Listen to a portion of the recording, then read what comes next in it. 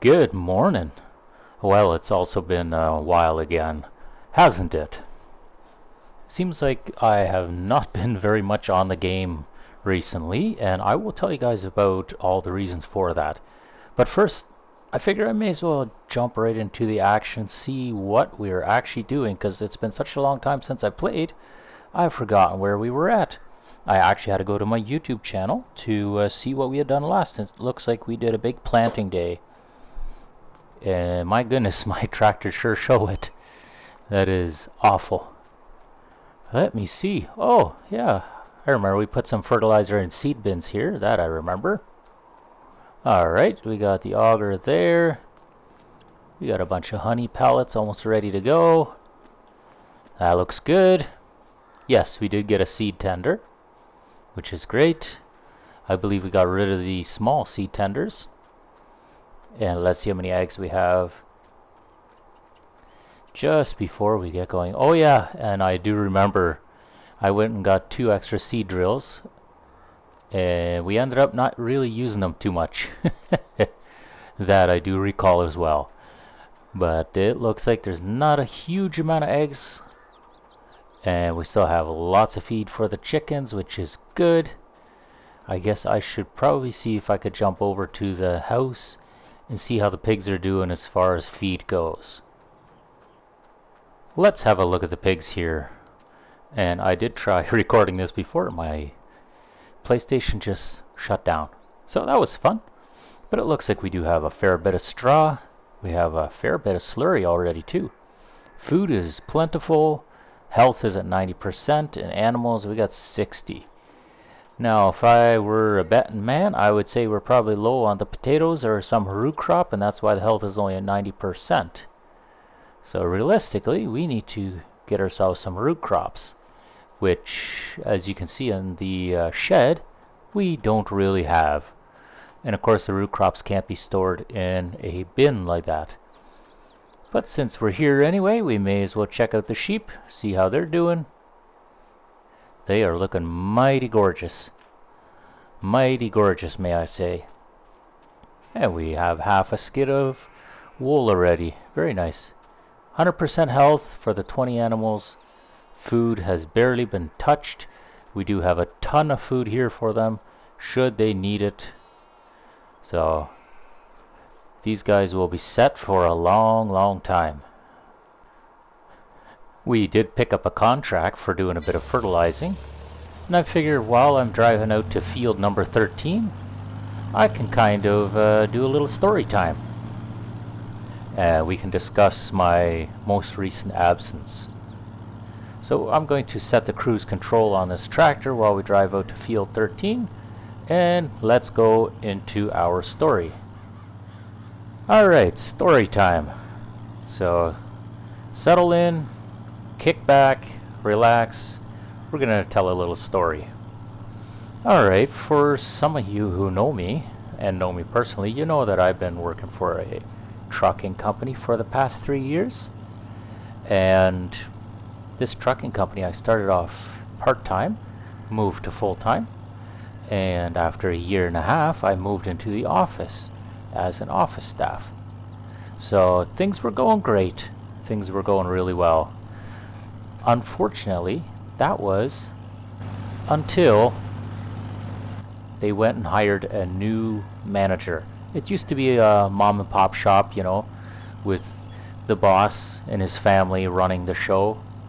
But they decided to go corporate and get themselves a general manager. Now, did they get this general manager from, you know, a field that was related? Not really. Yes, he was in the trucking industry. You know, he had driven a few million miles on a truck himself. He had done a bunch of different things related to trucking, but he had never specifically worked in the market of freight that we were hauling. And so he was very oblivious to all of that. Now, the reason why I say this is because from day one, he was making changes in the office. He was telling us how to do our jobs, although he himself didn't know what our jobs really were. He didn't know who our customer base was. He didn't know why we price certain customers at a certain rate, whereas other customers are at a higher rate. He didn't know which customers were our preferred or our long-term customers. He didn't know anything. The long story short is, he walked in, he started commanding and pushing his power. He started doing all of that. He started being real obnoxious, and I got tired of it. And so within a month of him being in the office, I put in my resignation. I gave them my 2 weeks. I said, I can't work with the current conditions. The fella's been there for 1 month and he's already doubled my workload, and I'm not getting any more pay. I'm not getting overtime. There is no need for me to be here. It's basically what it came down to. And so I put in my 2 weeks. The boss, the original boss, was quite sad to see me go. He lamented the fact that he had spent a fair amount of effort and time and money into training me in the position I was currently in, as it is not an easy position to fill, which I can attest to, because to this day, a month and a half after leaving there, they still have not filled that position. But that is not my problem. Needless to say, it was a bit of a strong move on my part, but it needed to be done because I couldn't deal with this new manager in his hostile tactics of my way or the highway type of leadership, shall we say. Although I wouldn't call that leadership by any stretch of the imagination. It was more of pushing the weight around and making myself look like a good person, whereas everyone else is, they're slouches. But, I'm not here to make anyone feel sorry for me. I'm just kind of telling you how it was, so you guys can understand why my mental health was maybe not where it should have been. It was mostly because of this new general manager. Alright, so I believe we're on field 13, by the way, guys. Let me just straighten this tractor out. So I did leave there, and I didn't leave without having a plan B in my pocket. The same day that was supposed to be the general manager's inaugural day, where he met with the rest of the staff, was also the day I had an interview at a different job. And at this point, I already had the feeling that he was going to be a pain in the butt. So I had a plan B in my pocket. And I took the opportunity to do that interview, and wouldn't you know it, I didn't send in a resume, I didn't send in a letter of reference, nothing like that. They just saw me for the worker that I was. They asked me a bunch of questions. They asked if I had any questions, and I asked what I needed answered, and I answered all their questions to their satisfaction. And basically, they told me, okay, we'll match your wages, plus you'll get overtime. We can't match your benefits exactly the same, but we'll do something similar. What we'll do instead, we'll throw in an extra $500 a year for safety gear, be that a pair of Carhartt overalls, be that a pair of safety boots, be that whatever it might be, maybe you need a new pair of steel toe rubber boots. Whatever it is, up to $500 a year that I can put into that. So that's good. And that was not something I asked for. They simply just offered it. 2 days later, the new employer texted me again, and at this point I give my resignation letter and give my 2 weeks notice, right? So the new employer says, hey, we want to do one better. We don't want to just match your current rate. We'll bump it up another $2 an hour. How's that? Because we really, really want you to come work for us. I said, that sounds great. I said, I'm speaking with my current employers, and I'm making them aware of what's going on. And so, you know, after my 2 weeks were up, I shook hands with the general manager. I shook hands with my coworkers that I was dealing with in the office, and I left 4:30 in the afternoon. And that was the last time I was inside that building, and the last time I was on that property. And so now it's been a month and a bit, and things are going well. I now work for a dairy farm, so in the future you might start to see a few changes here on this farm as I try to adapt it more into a dairy style situation, because I'm a little inspired by what we're doing on the field and what we're doing elsewhere. So I'd like to incorporate that a little bit, you know, just so we can get a feel for that too. But yeah, that's about it for story time here. We're gonna let this guy keep spraying, and now that you guys kind of understand, my absence was more due to mental health than anything. I'm happy to say, even though I'm working really hard at the dairy farm and I'm putting in lots of hours, my mind is a lot clearer.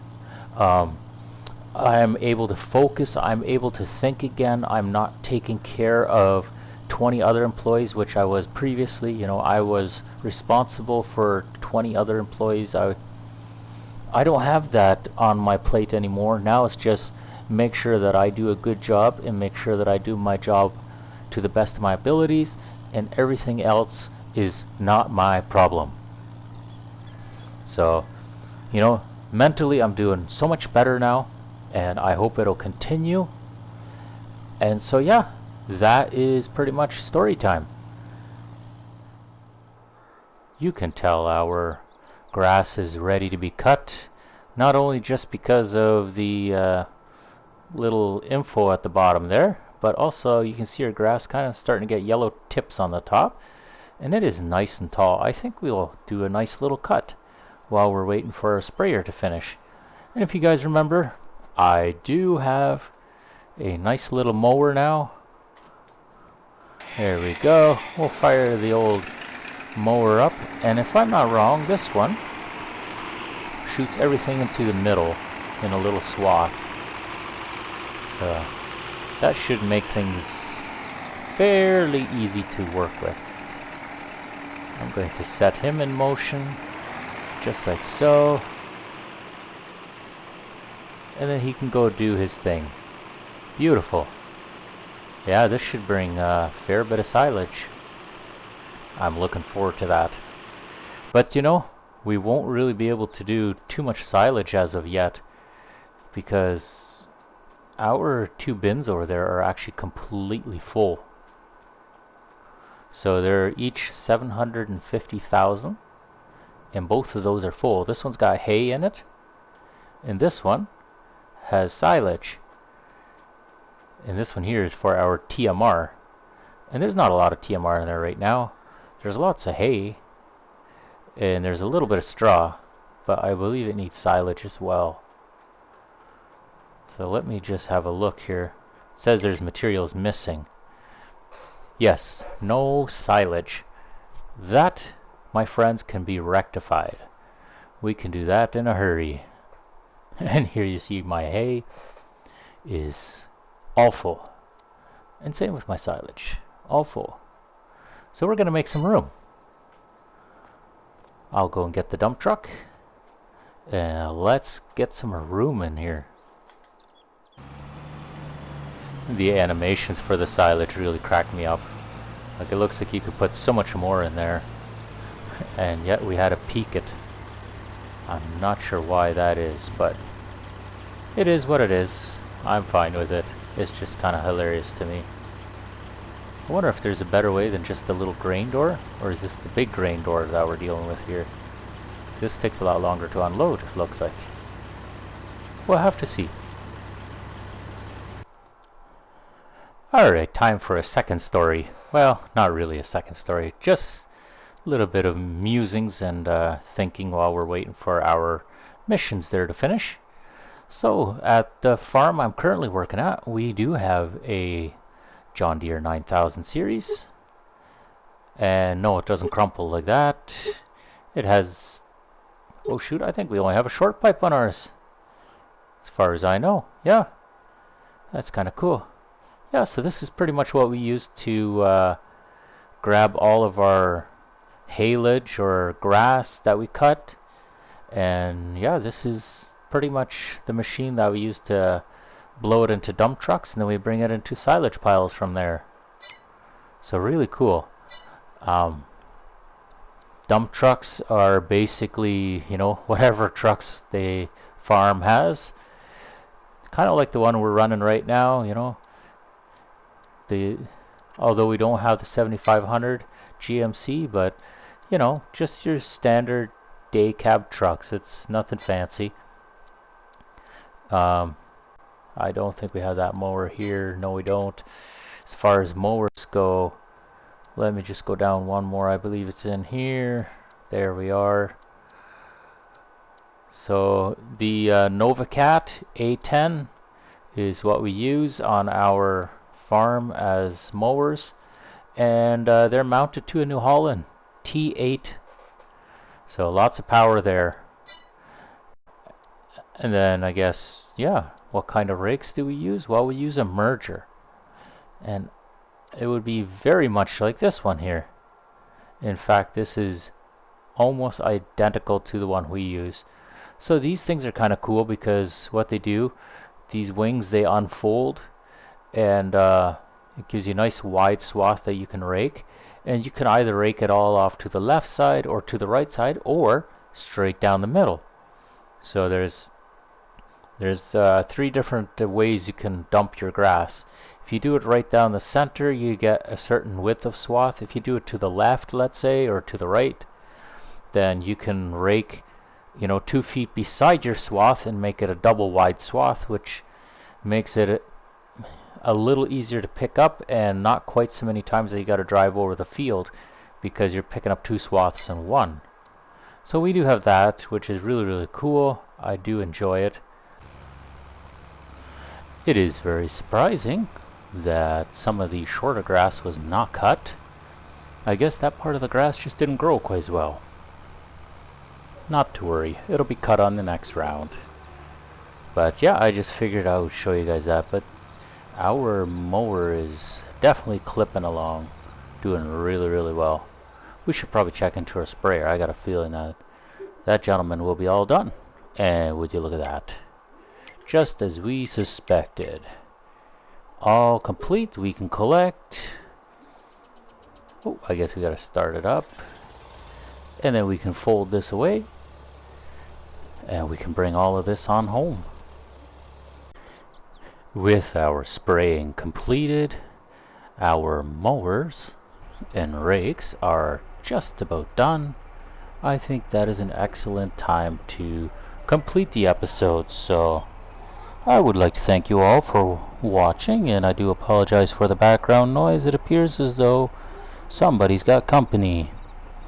But till the next time we see you, take care, and we'll see you in the next video.